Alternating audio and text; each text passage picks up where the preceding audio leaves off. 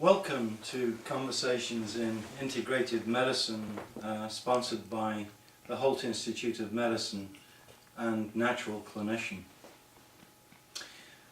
We're now talking about general management principles of weight control, and we, in earlier modules, dispelled some of the myths and magic that people are looking for in weight control tactics.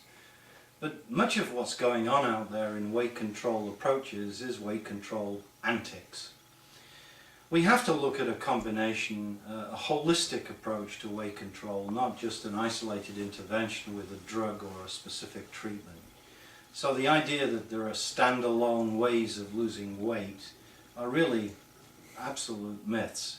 In fact, they're false promises, and they have created problems with advertising standards for weight loss agents, especially when it comes to dietary supplements.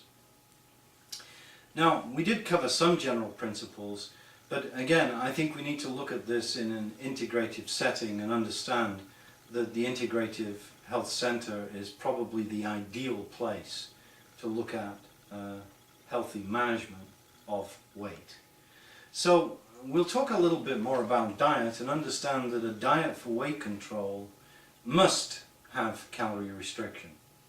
The law of thermodynamics does rule. It is real, and the amount of energy taken in, if not expended efficiently or utilized by the body, will result in storage of energy, and much of that storage is in fatty tissue, aside from things like increasing glycogen level in the liver by storing sugar, which is obviously a very limited supply of energy that the body actually stores. So a calorie is a calorie. A calorie is a unit of heat. Calories are defined as the amount of heat required to raise water by 1 degree centigrade. That's the physical description, and calories don't disappear. So the idea is that calories don't count, again, I think is for the birds. So calorie control is important. We talked about the importance of fiber, especially soluble fiber. Let's talk a little bit about protein selection and weight control, and understand that vegetarians tend to be leaner than people who rely on meat and dairy and eggs. There are many reasons for that, but we've seen the new evolution of the fat vegetarian. What's happened there is that vegetarians are increasingly using sugar-laden pasta, pushing up their insulin levels and developing metabolic syndrome, overcoming whatever preventive benefit they may have achieved from enhanced vegetable and fruit intake in their vegetarian lifestyle. So I like the idea of mixing protein, and I look at the idea of vegetable protein, and I've written extensively on the use of soy, both as a substrate for helping people with metabolic syndrome and type 2 diabetes, and looking at soy for its low glycemic value, looking at it for its protein content. And proteins in soy are very nutritious. In fact, the protein digestibility scores of soy are just as good as they are for many foods out there of meat origin, where protein is obviously the key element.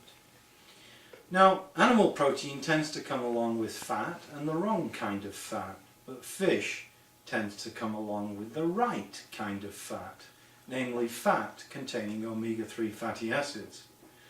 I don't need to remind people that we have a problem with contamination of large fish in the ocean these days, especially large predatory fish like shark, to some degree tuna. In fact, I saw an individual recently with evidence of mercury overload, and that individual had a very bizarre nutritional habit of eating tuna every single day, mainly canned tuna, and resulting in heavy metal contamination.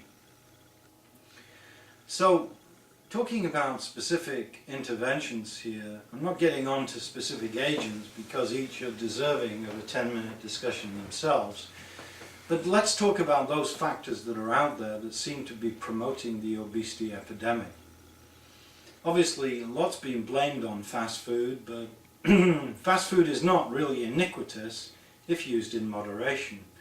So we're looking at the idea of re-examining the theory of excess. We try to moderate and balance our nutritional habits. I was talking about protein, and there has been a big lobby against vegetable protein, notably soy, largely by the meat and dairy lobby. But again, dairy and meat comes along with excessive saturated fat, which in itself may be a risk factor for cardiovascular disease and other diseases, perhaps in association with an increased prevalence of cancer, most notably colon cancer, to name a few examples. So we talked about carbohydrates, we talked a little bit about fat, and we talked about protein, and I like to rotate protein. I like to understand the limitation but use vegetable protein a couple of days, meat protein a couple of days, fish protein a couple of days in a rotational circumstance. But those are dietary principles, and the number one is calorie reduction.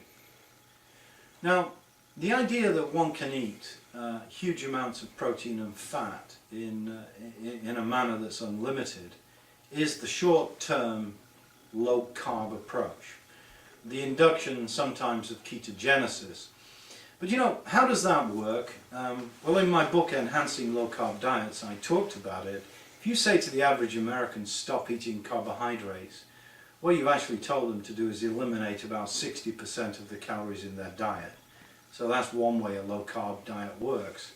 Obviously, if you nauseate yourself with excessive intake of fat and meat protein, and it is nauseating, and you enter a state of ketosis, you'll suppress your appetite and you'll lose weight in a fairly accelerated manner. We used to think at one time this was unhealthy, but in short-term weight loss, this is not really being proven to affect cardiovascular parameters or risk factors to a significant degree. And in fact, that's good news, but the idea that this could be a protracted lifestyle is nonsensical.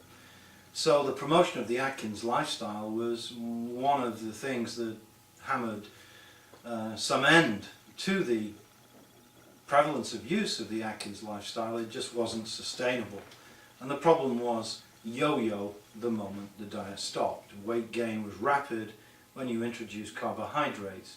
And my thesis there is quite clear. That's because these people often have insulin resistance. The moment you give them carbohydrates, they get the powerful signal for fat storage and weight gain. Now, other factors in our lifestyle contribute to weight gain, notably sleeplessness. About 100 million people are not sleeping well in America. We may have as many as 40 to 60 million people who have some form of recurrent insomnia. And we know that with sleep deprivation, we tend to push the body chemistry towards something a little bit like metabolic syndrome.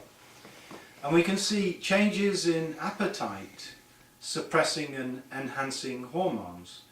We can see with sleep deprivation in healthy volunteers a lowering of leptin, which is a hormone that's associated with suppression of appetite, but an increase of ghrelin, a hormone that is orexigenic, promoting appetite. So sometimes we see by restoring the biorhythm of sleep, by nutritional and lifestyle means, we can improve a patient's weight control. So in essence, I think that these are some of the factors that we need to think about and discover in new modules as we move forward on weight control.